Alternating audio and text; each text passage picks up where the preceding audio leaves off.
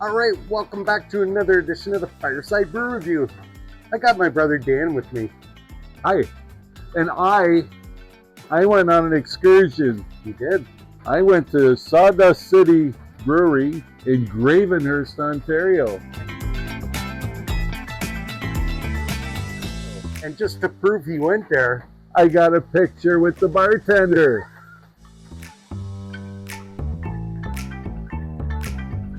How cool is that?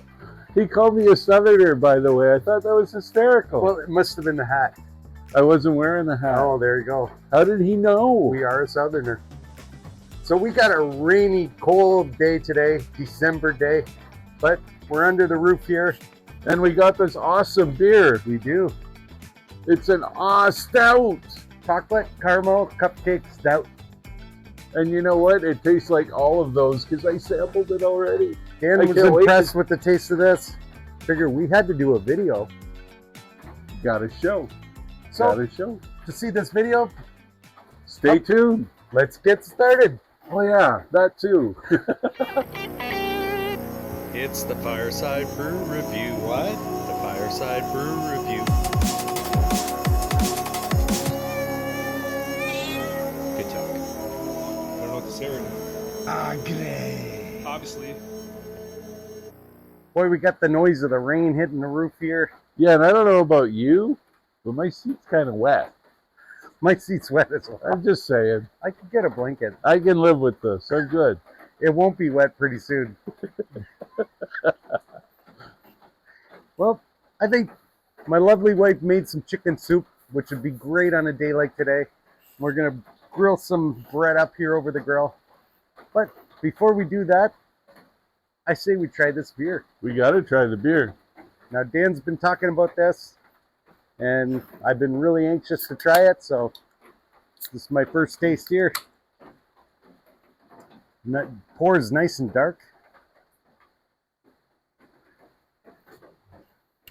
Just gotta show you that fizziness in there. Oh yeah, look at it. It cascades yeah. like the Guinness does. Gotta love those dark beers. Oh. Oh, did you try it yet? Oh, No, it's I good. didn't. It's good, man. It's a mouthful of flavor. Oh, wow. There's so much going on in there. You taste the chocolate, Oh, the you taste chocolate. the cupcake. The chocolate right up front, but mostly that's the foam I've been tasting. I taste cupcakes and caramel, man. Really heavy flavor, like a heavy mouthfeel, heavy flavor, Yeah. but sweet, like There's an chocolatey. abundance of flavor. There is like enough flavor for 3 beers in here. This could be a dessert. I would drink this for dessert. Oh man, this is good. It puts your ice cream in here. Mm. Okay, You next can time. make floats. This is really good.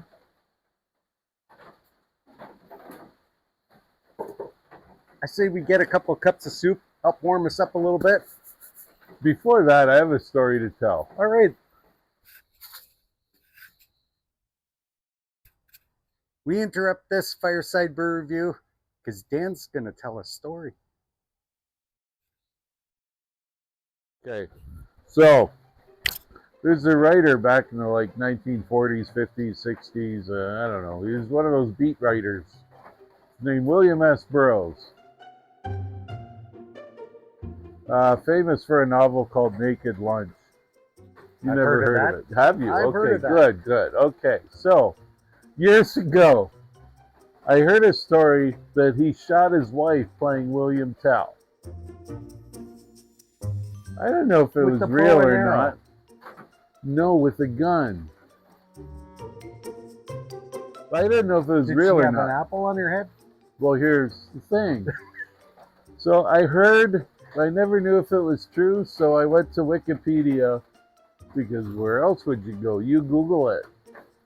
And it turns out there's a story. So I'm going to tell you the story about what happened. All right. Tell us what happened. So William... Wait, I'm at the edge of my seat here. So, well, you should be. So William Burroughs, they were in their home in Mexico City. Okay. And they're having a dinner party. They got guests in the house and whatever, right? And they're having a party. And then somehow a gun was discharged and the wife was shot and killed. Okay.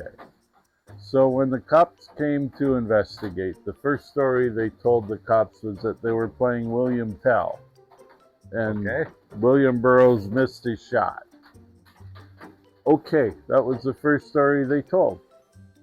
And so after that, the story changed a bit, and then they went to court and stuff. So during the court proceedings, you know, they drag on a bit. Yeah. So his defense lawyer was defending him. And one day when the defense lawyer was going to court, somebody bumped into his car or hit his car or something. And he ended up shooting this guy who hit his car. Makes me wonder what kind of car he was driving. But anyway, so he shot this guy for hitting his car. The defense lawyer did. So what does the defense lawyer do? He takes off. He leaves the country. He goes to Brazil. He's afraid of something. Well, this is the 1950s, so right. You can do that, right? So he takes off. He moves to Brazil. And so William Burroughs is in Mexico City facing a murder charge all by himself. He's got no lawyer anymore. What would you do? I don't know. What? Well, he went back home. He took off too. He went back to the States. Would he still play William Tell if his name wasn't William? I think the point to the story is okay. We'll never know whether he really intended to shoot his wife or it was an accident. So he was convicted in absentia. That's Latin for not being there. I don't know, second degree murder, I don't know, some murder charge anyway, right? Right. So I don't know, maybe back in the 1950s they didn't do things like extradite people? I don't know. So he never had to face any kind of murder charge or anything. And his wife's laying there dead. Dead. Telling you. It's a story. It's a good story though, right? Well, wait. It is a good story. Damn, it's the best story I heard all day. Me too.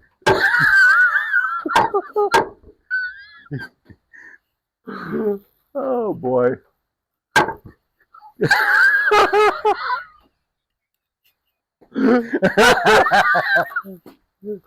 Oh boy. That is a fine Wait a minute, man. That is a great story. I'm gonna throw some bread here on the grill. Let's get something a little bite to eat here. And, that's a good idea. Yeah, after hearing about William Burroughs and his trials and tribulations. Oh, it was fun. And that is your naked lunch. We're gonna make a little spot here for some of this toasty bread.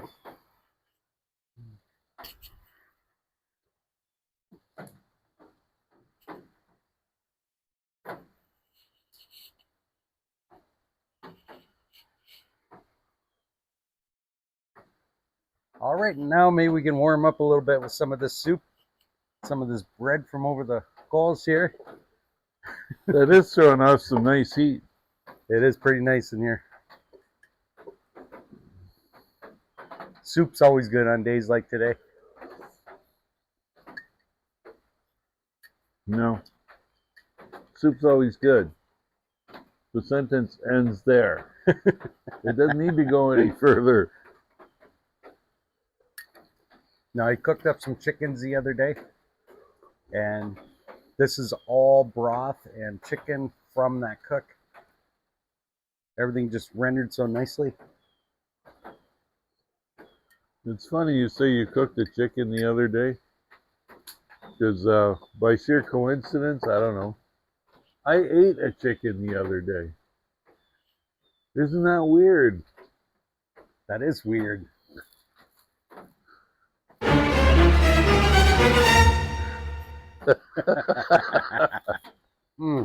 Taste the bread. Love it. Oh yeah. It's smoky, it's crunchy, it's full of flavor. That char just adds a little, that extra pop of flavor. Better when you dunk it. Well, I don't know about you, but I'm about ready to wash this down with some of this delicious beer. What a great idea.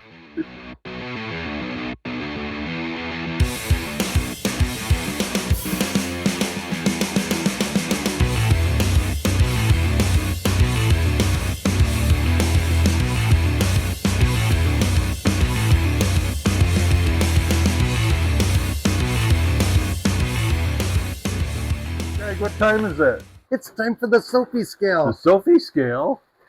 That's amazing. Well, you know what Sophie scale is. I know what the Sophie scale is. I know what Sophie scale is. Do you know what the Sophie scale is? If you don't, watch this.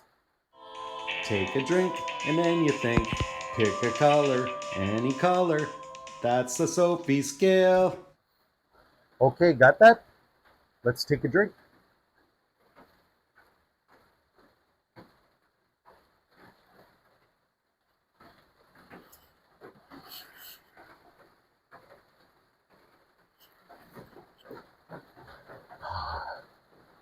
I'm really not sure. I think something like this here would reflect the overwhelming. I got one.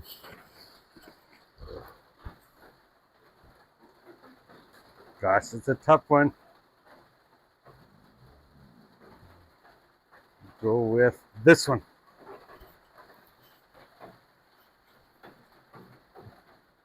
Close.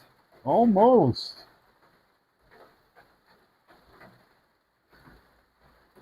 Maroon. I have carnation pink. And the reason I'm calling it that is because I can't read those other foreign words.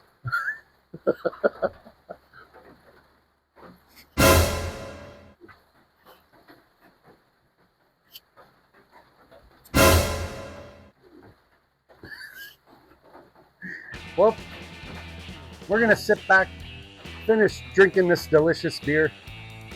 And finish our soup. And the bread. Thank you for joining me today, Dan. Telling us all about William somebody making lunch. So I encourage every one of you, get to your local craft brewery or travel a little outside of your area. Go to someone else's local craft brewery. Or have your brother go to somebody's craft brewery.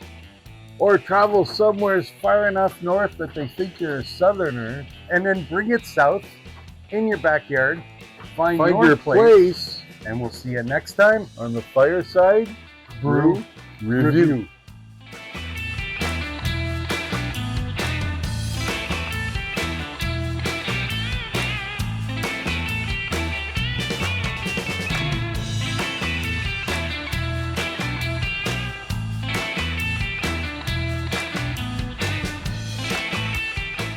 Yeah!